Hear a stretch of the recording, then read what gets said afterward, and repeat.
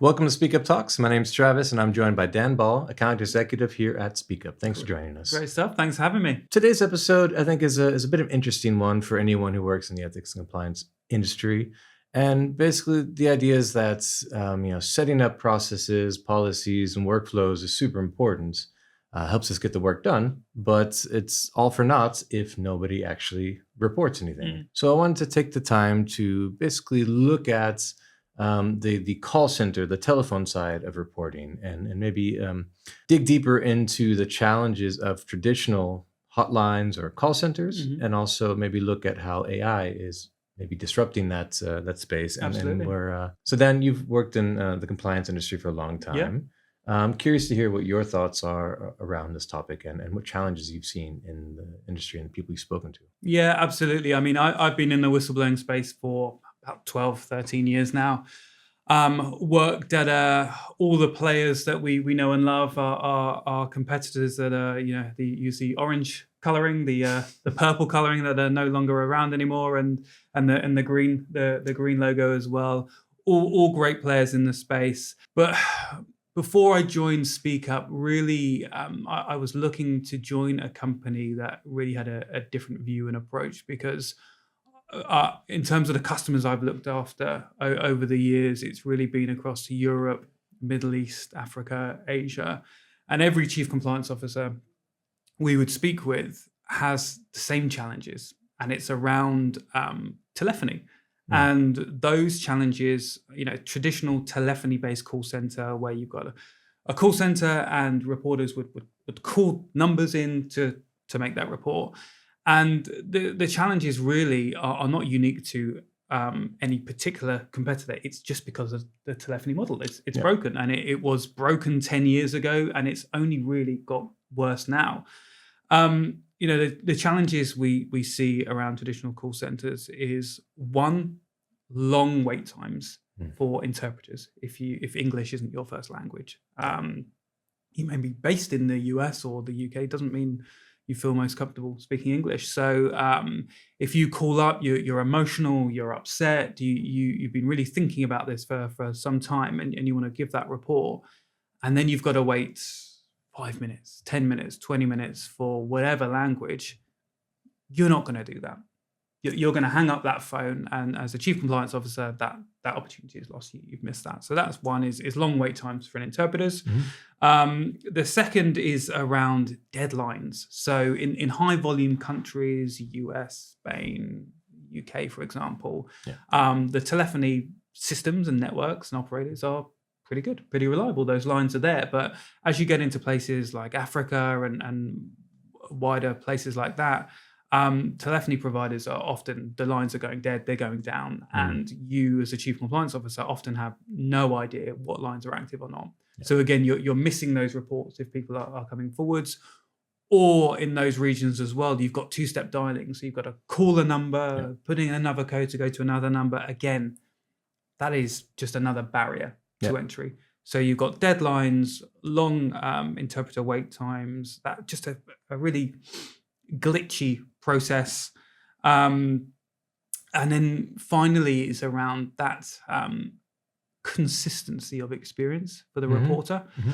We tested a lot of lines, a lot of call centers, and I don't know whether the call center staff, sometimes maybe they've had an argument with their partner, maybe they're in a bad mood, and questions aren't quite asked in a sympathetic manner.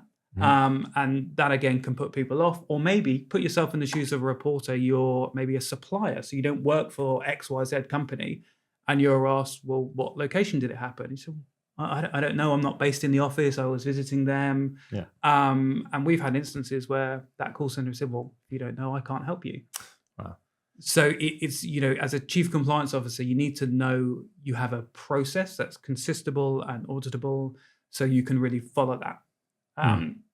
So as I said, those challenges are not unique to any provider, whether it's orange or green, for example. That is the challenge of a call center. I mean, you definitely laid out a lot of challenges from the reporter perspective, which obviously reducing that friction and getting them to actually leave reports, share their concerns, and give us the ability to surface this risk and actually investigate it. It's really important. But also from the organizational side of things, what challenges have you seen also from the traditional model? Yeah, I think another one is really the demographic of the workforce is changing. It's a lot younger, and that's only been obviously changing for over the last decade or so. Where you hear of millennials, Gen Z, whatever it may be, not using the phone. To traditionally call, it's all about WhatsApp, texting, instant kind of messaging. That's not going away. We all use WhatsApp for business. We all use ChatGPT, and everyone is used to just instant. So if you're asking someone of that generation to then also wait long time for interpreters, you're just speaking a different language. Yeah, really. I would say for lack of a better analogy, it's like asking someone of my generation or younger to send an actual letter to get something Fax. done. Yeah. Fax Yeah, indeed. everyone now is used to, if you have a question, you used to Google it. Now it's you chat GPT, right? There are, I've heard of a number of companies that have basically an AI and a chat GPT therapy services that help people talk about certain things. This is normal now. This is part of everyday life.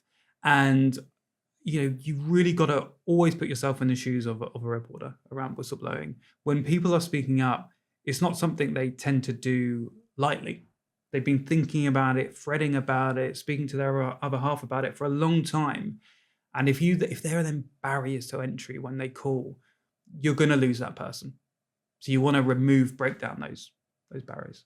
Definitely. Well, we're talking about barriers and engagements, just in reporting. Can you maybe share your experiences just in having conversations with the chief compliance officers around kind of how this impacts reporting engagements? Yeah, I've seen a consistent theme and trend with phone reports are absolutely declining. Yeah. And we're seeing a lot more come through the web and web intake.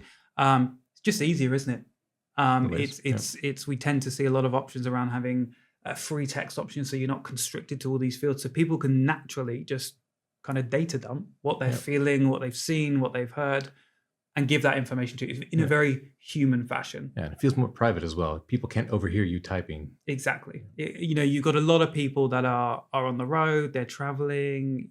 You want to be able to do that in a very quick and easy fashion. But no, the trends we see around chief compliance officers is the calls are dropping off a cliff, and they're asking themselves this question. Compliance budgets are not getting bigger. Compliance teams are not getting bigger. They're under a lot of pressure from the board to use AI to be more efficient, and compliance officers are looking at their costs, and the telephony cost for running a call center is huge. And you think, well, we've got this big cost. Some of it is for countries where they're not even getting reports every year, or maybe one or two. In this climate, you have to weigh up the risk and reward here. So there's got to be a different way to do it. So we've explored the traditional model, hotlines, call centers, a bit broken, quite a lot broken. And if we look at the future, which I think we're already experiencing today, which is AI, where do you see AI coming kind of into play here? Yeah, I think, look, a couple of years ago, AI was very much a buzzword and everyone was excited about it, but nervous, quite rightly. So fast forward to now, the compliance teams I'm speaking with, everyone is under pressure from their board to use AI and to be more efficient in how they're using their work. So how SpeakUp uses AI in the intake process, and this is genuinely unique to us, and I've not seen this anywhere else, is rather than calling a call center and speaking to a person, we have an AI agent, Sienna, that you would call. You are instantly connected, and then you can report in your own language. So you are not waiting for an interpreter, whether it's French, Spanish, German, Swahili. You're instantly connected, so you've not got those barriers there. And I want to be really clear. It's as if you're having a conversation with a person. So you could say, I saw our head of procurement in the car park with a supplier who gave him a envelope full of cash. And Sienna would ask, well, where was that?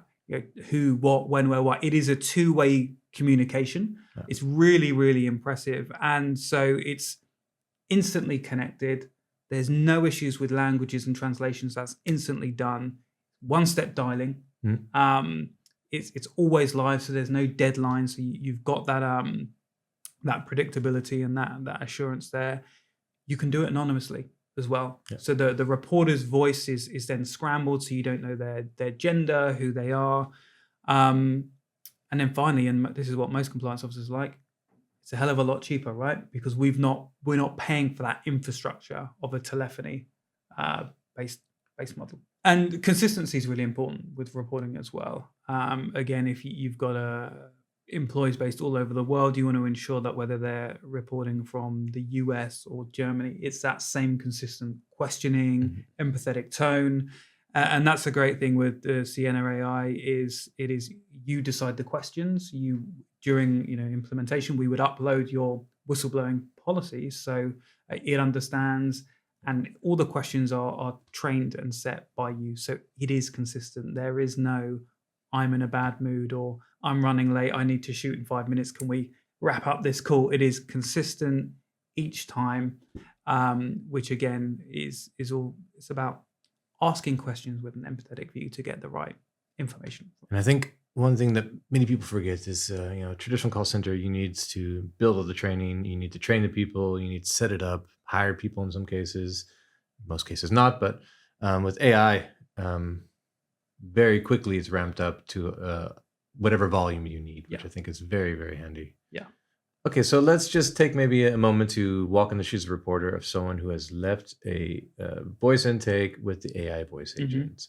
What happens after they've left that call, which you just explained to us a bit, how it works? What happens after that data's come in and that call's been left? Yeah, so in terms of the case handler on the back end, they would be notified immediately that there is a new case. Once they're in the case management system, a challenge we would typically hear before is with these, people would give War and Peace. They give a lot of information, and the case handler is going to have to read through all of that. What severity is it? What kind of issue is it? Is it fraud? Is it sexual harassment, for example? That takes a long time to read that and understand what's going on there. So what we would do on the back end is you have the ability to, AI can summarize the case. So it's going to read the entire case, read the messages from the reporter to yourself, and summarize it and say, look, this is sexual harassment, high severity, happened in our Spanish office, for example, and you as a case handler would agree or disagree with that categorization. And then if you approve it, it would be then triaged off to the right person to deal with that. So that is saving a lot of time doing that. I've heard of some customers that would get the case information, copy it, put it into a chat GPT to summarize it and save time there, and then paste that back. So from a privacy point of view and compliance point of view, that is, please don't do that. But another very real challenge we would hear with the legacy approach is a reporter is going to come in Romanian and the case handler speaks English. How do we do the translations? They would then have to pay for human translations. Take a while to do. Takes a long time. Oh my goodness, that's expensive. Again, we don't need to do that. It's translated with AI instantly. So that again saves a lot of time, saves a lot of effort there as well. AI has a lot of capabilities, but I can imagine being quite new, it can be scary for a lot of people and organizations. Do you have any comments on that? Yeah, absolutely. Look, AI it's a new thing, but not a new thing. Not everyone is ready to completely get rid of their telephony-based call center intake and switch it for AI. And I totally get that, right? We've definitely seen a shift the last couple of years with people being much more open to it now, and customers saying to us, we want to switch this on. We want to start using this. Our most common approach with new customers is actually a hybrid approach.